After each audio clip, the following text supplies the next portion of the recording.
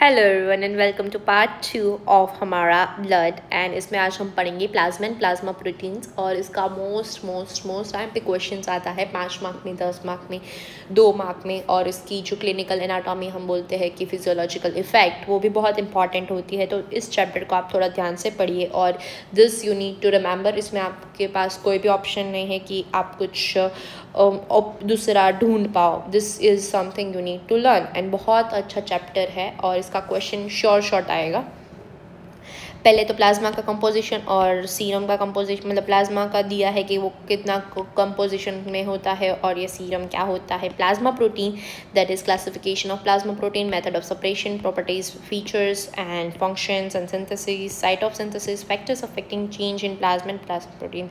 But I would like to say the most important thing is this: properties of plasma proteins is most important and functions of plasma protein. तो ये दोनों चीज़ से ही question आता है most probably, but this all things is you need to remember. तो plasma हमने क्या देखा था, 100% जो हमारा ब्लड है उसमें से 55% हमारा प्लाज्मा होता है। Done is a clear straw colored fluid. Portion of the blood minus cellular element, मतलब ब्लड में से सेल्यूलर एलिमेंट रिमूव कर दिया, उसको 55%, वो हमारा हुआ प्लाज्मा। डन। फिर प्लाज्मा के अंदर क्या आता है, वाटर आता है 91%। तभी हमने बोला था कि अभी 100% जो 55% का 100% प्लाज्मा है उसमें से 91% हमारा वाटर है और 7% हमारा आता है क्या, सॉलिड्स। तो सॉलिड्स में 7% हमारा प्लाज्मा प्रोटीन है मोस्ट इंपॉर्टेंटली, जिसकी रेंज 6.4 to 8.3 DL होती है। और प्लाज्मा प्रोटीन हम किससे बोलते हैं, एल्ब्यूमिन, ग्लोबुलिन और fibrinogen. This are the most important 3 plasma proteins. Okay. अभी अदर ऑर्गेनिक मॉलिक्यूल है, वो कौन कौन से हैं, वो सिर्फ 1% फॉर्म करते हैं, जैसे कि कार्बोहाइड्रेट, ग्लूकोज होता है ब्लड में, फैट्स जैसे कि फॉस्फोलिपिड्स और कोलेस्टेरॉल। इसकी वैल्यू याद ना रहे तो okay, but this plasma protein की वैल्यू आपको याद रहनी चाहिए, 6.4 to 8.3। फिर नॉन प्रोटीन नाइट्रोजन होता है उसके अंदर, जैसे कि एमिनो एसिड। क्रिएटिनिन की वैल्यू याद रहनी चाहिए आपको, क्रिएटिनिन की और जेंथिन, ट्रेसिस, हाइपोजेंथिन, यूरिया, और ये सब की वैल्यू आपको याद रहनी चाहिए। ये सब हमारा किस में होता है, प्लाज्मा के अंदर। उसके अंदर हार्मोन्स होता है, एंजाइम्स होते हैं, एंटीबॉडीज़ होती है। इनऑर्गेनिक सब्सटेंस 1% कंस्टिट्यूट करता है, जैसे कि sodium, potassium, calcium, magnesium, chloride और ये सब चीज़ें, ये आपको याद रखनी है। Sodium, potassium, calcium, magnesium, chloride, iodide, iron, phosphate and copper. Gases present in plasma are oxygen, carbon dioxide and nitrogen. ये सब गैसेस है जो इसके अंदर प्रेजेंट रहते हैं। अभी serum, plasma from which fibrinogen and clotting factors have been removed is called serum. अभी प्लाज्मा जो है, प्लाज्मा 55% था हमारा, उसमें से क्लॉटिंग फैक्टर्स को अगर हम रिमूव कर दें, क्लॉटिंग फैक्टर्स ये नाम है उनके, 13 क्लॉटिंग फैक्टर्स होते हैं बॉडी में। उसमें से ये कौन से क्लॉटिंग फैक्टर नंबर 2, 5 और 8, वो तीनों को अगर हम रिमूव कर दें तो हमारे पास जो बचेगा उससे हम सीरम कहेंगे। प्लाज्मा के अंदर हमारे क्लॉटिंग फैक्टर होते हैं और प्लाज्मा के अंदर से अगर मैं क्लॉटिंग फैक्टर निकाल दूँ तो उसमें बचेगा, उसे हम बोलेंगे सीरम। ओके। तो serum is formed when blood is allowed to clot, मतलब क्लॉट अगर बन गया, ये सीरम है, इसके अंदर ये जो ब्लड है और ब्लड जो है उसने क्लॉट बना लिया, ये क्लॉट बना लिया तो क्लॉटिंग फैक्टर यूज़ हो गए, और क्लॉटिंग फैक्टर यूज़ हो गए और क्लॉट को निकाल दिया, और जो भी बचेगा हमारा नीचे वो होगा हमारा serum. Serum has higher serotonin level because of breakdown of platelets. Platelets जब टूटेंगे तब उसमें से हमारा सेरोटोनिन निकलता है, जिसको हम 5-HT भी बोलते हैं। अब हम देखते हैं प्लाज्मा प्रोटीन का डिवीजन, अभी क्लासिफिकेशन, मतलब तो 7.4% हमने देखा प्लाज्मा प्रोटीन होता है और ये उसकी नॉर्मल रेंज है, बट मोस्टली 7.4 ग्राम पर DL होता है। तो उसमें से कौन कौन सा मेजर है, मैंने 3 बोला, एल्ब्यूमिन, ग्लोब्यूलिन और फिब्रिनोजन। वो 3 जो होते हैं वो मेन प्लाज्मा प्रोटीन होते हैं। अभी देखिए सीरम में से हमने सीरम क्या है, प्लाज्मा माइनस क्लॉटिंग फैक्टर। तो albumin and globulin are is usually referred to as serum and serum globulins. क्यों हमने ऐसा बोला, क्योंकि अभी हमने देखा कि प्लाज्मा जो है ये हमारा प्लाज्मा है, ये हमारा पूरा प्लाज्मा है, उसमें से हमने क्लॉटिंग फैक्टर को निकाल दिया, और क्लॉटिंग फैक्टर कौन होते हैं, फिब्रिनोजन। तो फिब्रिनोजन निकाल दिया तो उसमें जो बचा उसको हमने क्या बोला, सीरम। ये जो है हमारा सीरम बचा, ऊपर से हमने निकाल दिया क्लोटिंग फैक्टर, तो क्लोटिंग फैक्टर जो निकल गया वो क्या था हमारा 2, 5 और 8 वाला क्लोटिंग फैक्टर, वो फिब्रिनोजन था। तो फिब्रिनोजन अगर निकल गया तो क्या बचेगा, एल्ब्यूमिन और ग्लोब्यूलिन, और जो भी बचा उसको हमने कंबाइनली सीरम बोला, तो सीरम एल्ब्यूमिन और ग्लोब्यूलिन बचेगा। और more than 100 types of plasma protein होते हैं, बट ये जो है वो मेन वाले हैं। The original classification is based on classical precipitation of salt, और salt से मतलब उनको precipitate किया और जितना ज़्यादा precipitation जिसने शो किया वैसे किया था। तो एल्ब्यूमिन हमारा जो होता है सबसे ज़्यादा होता है, 4.8 ग्राम पर DL एल्ब्यूमिन होता है, ग्लोब्यूलिन 2.3 ग्राम पर DL होता है, फिब्रिनोजन 0.3 ग्राम पर DL होता है। ये अल्फ़ा 1 ग्लोब्यूलिन, अल्फ़ा 2 बीटा और ये गामा, ये ग्लोब्यूलिन के टाइप है, सब टाइप्स है। टाइप ग्लोब्यूलिन है और ये उसके सब टाइप्स है, ये आपको याद रहना चाहिए। अब हम देखते हैं method of separation of plasma protein. तो पहले भी सॉल्टिंग आउट की मेथड से प्लाज्मा प्रोटीन को हमने निकाला, कौन कौन से प्लाज्मा प्रोटीन कैसे है।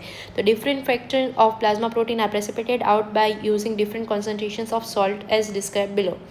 तो सोडियम सल्फेट सॉल्यूशन जब हमने यूज़ किया तब उसने क्या किया, he fractionise the plasma protein in 3 major fractions.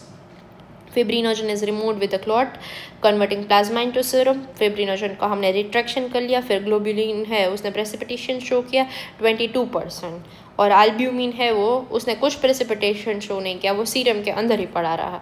अब हम करते हैं उसको अमोनियम सल्फेट सॉल्यूशन के साथ प्रेसिपिटेशन, तो उसमें एल्ब्यूमिन जो है वो फुल्ली सेचुरेट हो जाएगा। फिर जो ग्लोब्यूलिन है वो हमारा 2 पार्ट में होगा, हाफ सेचुरेशन शो करेगा, और हाफ सेचुरेशन में से जो पार्ट हमारा सेचुरेट हो जाएगा उसको हम बोलेंगे ईओग्लोब्यूलिन, ई ग्लोब्यूलिन। जो सेचुरेशन शो किया उसने उसको ई ग्लोब्यूलिन, और जो सेचुरेशन शो नहीं करेगा उसको स्यूडोग्लोब्यूलिन बोलेंगे। अब हम देखते हैं fibrinogen. Fibrinogen is separated by 1/5 saturation with ammonium sulphate. 1/5 दिखाएगा, एल्ब्यूमिन ने पूरा दिखाया, ग्लोब्यूलिन ने हाफ दिखाया और फिब्रिनोजन ने 1/5 दिखाया। ये वाली मेथड जो है ये हमें नहीं पढ़नी होती है, ये न्यू बुक्स में दी भी नहीं है, कॉन्स फ्रैक्शनल प्रेसिपिटेशन मेथड, तो वो जाने देनी है।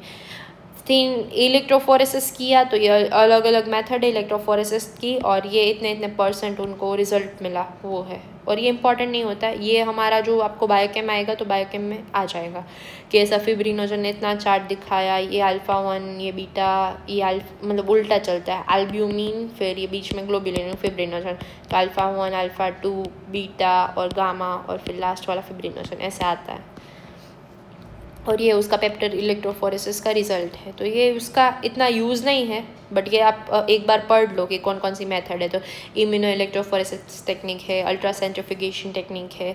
अब हम देखते हैं properties of plasma protein. Most IMP question आता है कि कौन कौन सी प्रॉपर्टीज़ होती है, और इसमें 13 प्रॉपर्टीज़ है, और 13 की 13 आप लिख के आओगे तब भी आपको 5 मार्क्स नहीं मिलेंगे, 4.5 जितने मिलेंगे, क्योंकि पूरे मार्क्स तो कोई नहीं देते हैं, तो दैट इज़ इम्पॉर्टेंट।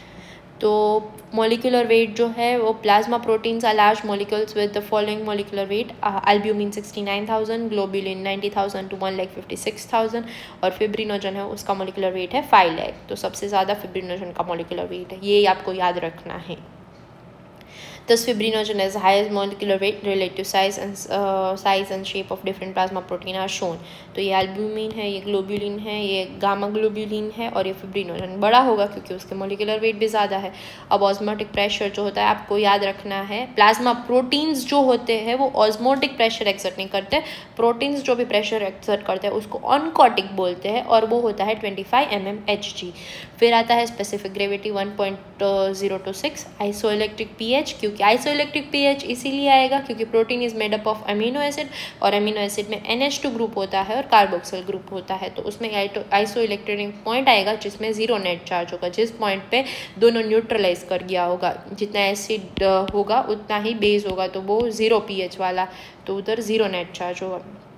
फिर इलेक्ट्रोफोरेटिक मोबिलिटी। इलेक्ट्रोफोरेटिक मोबिलिटी क्या है, protein act as anion in alkaline solution and cations in acidic solution. ये आपको याद रहना चाहिए कि अगर एनायन मतलब ऐसे याद रखो, anion that is alkaline AA, और कैटायंस एसिडिक, कैटायंस तो एसिडिक है, और क्योंकि इलेक्ट्रोफोरेटिक मोबिलिटी पे अगर हमने उसको रन कर दिया तो एनायंस जो है वो उसके साथ बाइंड होंगे और कैटायंस हमारे एसिडिक सॉल्यूशन में रिलीज होंगे। फिर प्रेसिपिटेशन बाय डिफरेंट सॉल्ट्स, अभी हमने ऊपर देखा वही प्रॉपर्टी है, वाटर सॉल्युबिलिटी होगी क्योंकि NH2 और COOH है एक दूसरे को प्लस माइनस करेंगे और वो पोलर रेसिड्यू बन जाएंगे। अभी amphoteric nature, protein molecules are amphoteric in nature because of presence of NH2 and COOH. By virtue of their amphoteric nature, the plasma protein act as efficient buffers. वो efficient buffers की तरह act करेंगे। Amphoteric क्यों है? क्योंकि NH2 और COOH है। अभी हम एक एक फीचर्स देखते हैं कि कौन कौन से प्लाज्मा प्रोटीन का क्या रोल है। तो एल्ब्यूमिन का 4.8 ग्राम पर DL आपको याद रहना चाहिए। प्री एल्ब्यूमिन है वो 60,000 होता है और जो मैच्योर एल्ब्यूमिन बन जाता है तब उसके 69,000 मॉलिक्यूलर वेट हो जाता है। लीवर में सिंथेसाइज होता है, हाफ लाइफ 10 डेज की होती है। ग्लोब्यूलिन जो है 2.3 ग्राम पर DL, molecular weight is 90,000 to 1,56,000 sorry 1,56,000 yes, इसमें गलत दिया है 1,56,000 आता है, 15,600 नहीं। Include alpha-1, alpha-2, beta-1, beta-2 और gamma globulin. Forms of globulin is glycoprotein consist of carbohydrate protein, lipoprotein consist of alpha two और लिपिड। अभी लाइपोप्रोटीन क्या होते हैं? लाइपोप्रोटीन अलग अलग टाइप के प्रोटीन होते हैं, आपको याद रखना है। HDL यानी हाई डेंसिटी लाइपोप्रोटीन, LDL यानी लो डेंसिटी लाइपोप्रोटीन और VLDL यानी वेरी लो डेंसिटी लाइपोप्रोटीन और CM जो है वो काइलोमाइक्रोन होता है। ये आपको बायोकेम में आएगा और तब आपको समझ में आ जाएगा। अभी रट लो। ट्रांसफेरिन एक प्रोटीन का मॉलिक्यूल होता है जो कि आयरन को ट्रांसपोर्ट करने में हेल्प करता है। तो एक ट्रांसफेरिन का मॉलिक्यूल दो आयरन के मॉलिक्यूल को, दो एटम्स ऑफ आयरन को ट्रांसपोर्ट कर सकता है। अब हेप्टोग्लोबुलिन से क्या मतलब समझ में आ रहा है कि समथिंग रिलेटेड टू हीमोग्लोबिन, तो वो स्टेबल करता है किसके कॉम्प्लेक्स को? फ्री हीमोग्लोबिन जो होता है उसके साथ बाइंड करके वो स्टेबल करता है ग्लोबुलिन को, हीमोग्लोबिन को sorry. Heptoglobulin is acute phase protein and its level is elevated in many inflammatory states. तो वो एक टाइप का एक्यूट फेज प्रोटीन होता है, अगर आपको कोई इन्फ्लामेशन, इंजरी, बर्न हो गया तब वो बढ़ेगा हेप्टोग्लोबुलिन। अभी सेरुलोप्लाज्मिन क्या है? अल्फा-2 बीटा ग्लोबुलिन है जिसका वेट 16,000 है। वो कॉपर के साथ बाइंड करता है और कॉपर के ट्रांसपोर्ट और स्टोरेज में हेल्प करता है। और जब उसकी डेफिशिएंसी होगी तब हमें क्या होगा? Wilson's disease. उसमें क्या होगा कि कॉपर का मेटाबॉलिज्म ठीक से नहीं करेगा लीवर और ब्रेन में, और उसमें क्या होगा कि स्टोर नहीं हुआ होगा कॉपर और फ्रीली कॉपर घूमेगा और फिर कॉपर ब्रेन में जाके कहीं पे ऐड हो जाएगा और फिर इट विल कॉज एबनॉर्मलिटी और उसको हम बोलते हैं विल्सन्स डिसीज। मेनकीज डिसीज जो होती है वो another type of copper metabolism की होती है जिसमें ATPase जो होता है वो सेक्स लिंक डिसीज़ है। ATP जिसके साथ बाइंड करके कॉपर को जाना है वो नहीं होता है ठीक से, तो उसकी वजह से स्टीली और किंकी हेयर दिखने को मिलते हैं। हेयर स्ट्रक्चर उसमें डेफिशिएंट मतलब बिगड़ जाता है। अब देखते हैं फ्यूटीन इज क्या है कि हमारे ग्रोथ प्रमोटिंग प्रोटीन है किसके अंदर? इन्फेंट या न्यू बॉर्न के अंदर, फीटस के, याद रखो फ्यूटीन जो कि हमारे इन्फेंट के अंदर होता है। अभी इम्यूनोग्लोबुलिन तो हमें पता ही है कि उसका रोल हमारा इम्यूनिटी में होगा। एंजियोटेंसिनोजन ये हमें पता ही है रीनल मैकेनिज्म में आता है, रास में अगर आपने पढ़ा हो 12th में तो आता है रीनल एंजियोटेंसिनोजन मैकेनिज्म। हीमोग्लूटिन्स वो एंटीबॉडी है RBC के अगेंस्ट एंटीजन्स में हेल्प करती है। अब हम देखते हैं थर्ड फिब्रिनोजन। तो फिब्रिनोजन में 0.3 ग्राम पर DL, 4 लाख से 5 लाख उसकी हमारी है मॉलिक्यूलर वेट, लीवर में सिंथेसाइज होते हैं और वो क्लोटिन फैक्टर है, क्लोटिंग प्रोटीन है। अभी प्रोथ्रोम्बिन 40 मिलीग्राम पर डेसीलीटर होता है, मॉलिक्यूलर वेट 68,000 है और सिंथेसाइज उसका प्रमोटेड कौन करता है? विटामिन K, और ये भी हमारे क्लोटिंग में हेल्प करेगा। प्रोथ्रोम्बिन टू थ्रोम्बिन, थ्रोम्बिन में फिब्रिनोजन टू फिब्रिन, तो क्लोटिंग का ही रिलेशन है। अब हमें देखना है फंक्शंस ऑफ प्लाज्मा प्रोटीन। तो functions of plasma protein is very easy, जो भी अभी तक हमने उसके प्रॉपर्टीज़ देखी, अभी उसमें इधर लिख देने का है उसका फंक्शन। तो एक्सर्ट ऑस्मोटिक प्रेशर, अभी exert osmotic pressure of 25 mm पर Hg। कैसे? एक एट्रियल एंड होता है, जहाँ से आएगा वो एट्रियल एंड क्लियर ब्लड और जहाँ से जाएगा वो वीनस एंड। तो भी लिख देना है एट्रियल एंड पे हाई हाइड्रोस्टैटिक प्रेशर होता है कोलेडोस्मेट्रिक प्रेशर की जगह पे, और यहाँ पे लोअर होता है, इधर एट्रियल एंड पे ज़्यादा होता है, वीनस एंड पे कम होता है। अभी कंट्रीब्यूशन टू ब्लड विस्कोसिटी, तो उनकी अलग अलग प्लाज्मा प्रोटीन की अलग अलग साइज़ है, अलग अलग शेप है, तो उसकी वजह से ब्लड की विस्कोसिटी में हेल्प करता है। फिब्रिनोजन और ग्लोबुलिन जो है ब्लड विस्कोसिटी में हेल्प करते हैं क्योंकि उनका एसिमेट्रिकल शेप है और उनका जो साइज़ है वो भी बड़ा है। अब हम देखते हैं रोल इन कोगुलेशन। तो इसमें फिब्रिनोजन प्रोथ्रोम्बिन का लिख देना है कि वो कैसे फिब्रिनोजन टू फिब्रिन में हेल्प करते हैं। तो सिर्फ उतना ही लिखना है कि फिब्रिनोजन कोगुलेशन प्रोटीन के साथ मिलके हमारा कोगुलेशन ऑफ ब्लड करवाते हैं। Role in defence mechanism of the body. अब डिफेंस मैकेनिज्म में कौन आएगा, गामा ग्लोबुलिन एंटीबॉडीज फॉर्म करेंगे और इम्यून सिस्टम में फिर से हेल्प करेंगे। वो हमारा पूरा इम्यून सिस्टम का चैप्टर है, उसमें आपको समझ में आ जाएगा। अब role in maintaining acid base balance. तो एसिड बेस बैलेंस में क्या होगा हमारा, अल्कलीन मीडियम में क्या होगा और नॉर्मल में क्या होगा। तो नॉर्मल में तो जो प्रोटीन होंगे वो मिक्स हो जाएंगे। अभी एसिडिक में क्या होगा, NH2 group of the protein जो है वो बेस की तरह एक्ट करेगा और NH4 कन्वर्ट कर देगा। और अल्कलीन में जो COOH ग्रुप है वो H+ को रिलीज कर देगा। अब हम देखते हैं ट्रांसपोर्ट फंक्शन। तो हमारा कार्बन डाइऑक्साइड रिलीज करेगा, थायरोक्सिन जो कि हार्मोन होता है उसको भी ट्रांसपोर्ट करने में हेल्प करेगा और कॉर्टिसोल भी ट्रांसपोर्ट करने में हेल्प करेगा। फिर vitamin A, D, E that is fat soluble. तो फैट सॉल्युबल को भी ट्रांसपोर्ट करने में हेल्प करता है। विटामिन B12 को भी ट्रांसपोर्ट करने में हेल्प करता है। बिलीरुबिन भी एल्ब्यूमिन के साथ मिक्स होकर पूरे बॉडी में घूमता है तो उसको भी ट्रांसपोर्ट करने में हेल्प करेगा। फिर drugs of various type, drugs को भी ट्रांसपोर्ट करने में हेल्प करेगा। कैल्शियम को भी ट्रांसपोर्ट करने में हेल्प करेगा। कॉपर का भी हमने देखा सेरुलोप्लाज्मिन, और फ्री है हीमोग्लोबिन का भी हमने देखा कि हेप्टोग्लोबुलिन के साथ। अब हम देखते हैं रोल ऑफ रिजर्व प्रोटीन। हमने देखा था कि वो स्टोर करता है। तो वो कब स्टोरेज काम आएगा, जब हम खा नहीं रहे, फास्टिंग कर रहे, स्टारवेशन कर रहे, हमने परफेक्टली खाया नहीं है, इनएडिक्वेट प्रोटीन इंटेक है, या तो excessive catabolism of the body protein है। कैटाबॉलिज्म मतलब ज़्यादा प्रोटीन टूट रहा है तो भी। अब हम देख रहे हैं role in suspension of RBC। Suspension of the RBC में क्या होगा कि वो refers to the property of red blood cell by virtue of which वो ब्लड में ही सस्पेंडेड रहेगा, प्लाज्मा प्रोटीन्स बाहर नहीं चले जाएंगे। RBC जो है उसको पकड़ के कौन रखता है, प्लाज्मा प्रोटीन्स, ताकि वो ब्लड के बाहर ना चले जाए। और ग्लोबुलिन और फिब्रिनोजन इस प्रॉपर्टी में हेल्प करते हैं। फिब्रिनोलाइटिक एंजाइम्स जो है वो क्या करते हैं, फिब्रिनोलाइसिस करवाते हैं इंट्रावेस्कुलर क्लॉट को। अगर कोई ब्लड में कहीं भी क्लॉट बन गया, क्योंकि क्लॉटिंग फैक्टर तो है ही हमारे पास, तो अगर क्लॉट बन गया तो उस क्लॉट को रिमूव करने में कौन हेल्प करेगा, fibrinolytic functions of the plasma protein.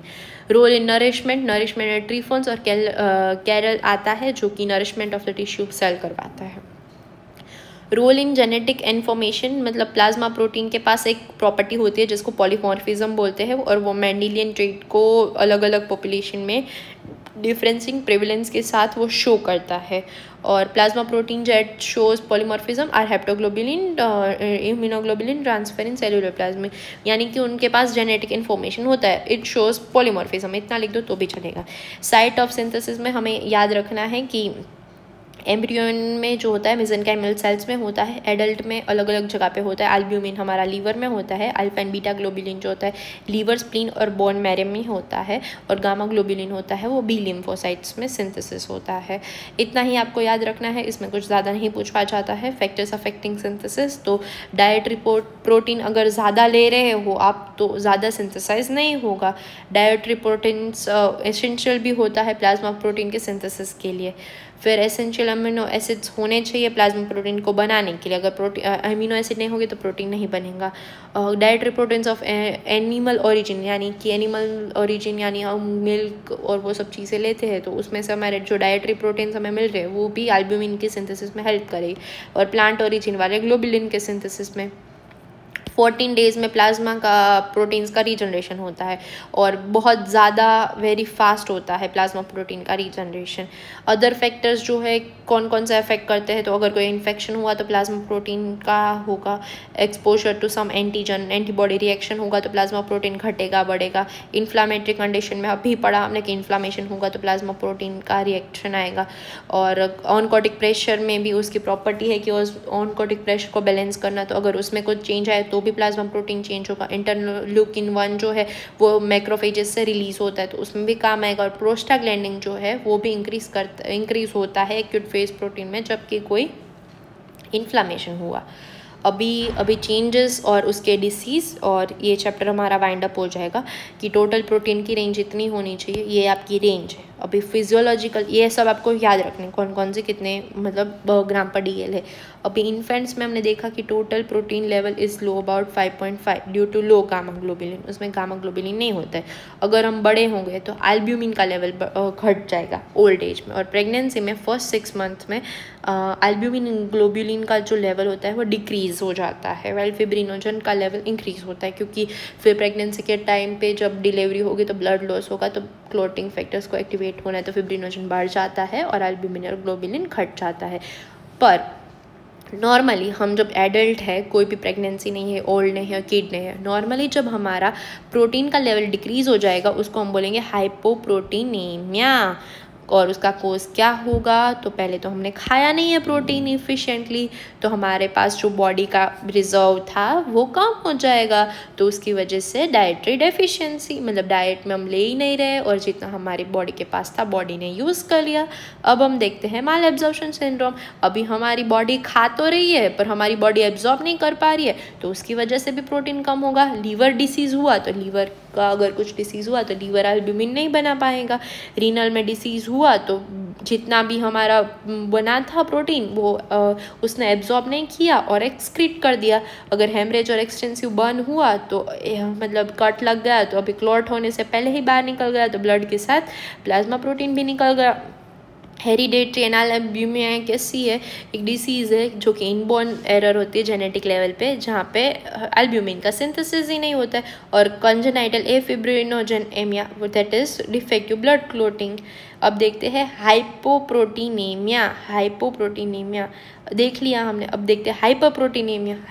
Hypo यानी कम प्रोटीन था, अब हम देखते हैं हाइपर। तो हाइपर में क्या होगा, एक्यूट इन्फ्लामेटरी कंडीशंस है, इन्फ्लामेशन हो ही जा रहा है, तो एक्यूट फेस प्रोटीन बढ़ते जाएंगे और तब तक बढ़ेंगे जब तक ख़त्म ना हो जाए। फिर acute tissue destruction, myocardial infarction हो गया तो उसको लगेगा कि बहुत कुछ हमारा बढ़ रहा है, तो एक्यूट फेस प्रोटीन बढ़ने का स्टार्ट हो जाएगा, बहुत बढ़ेंगे।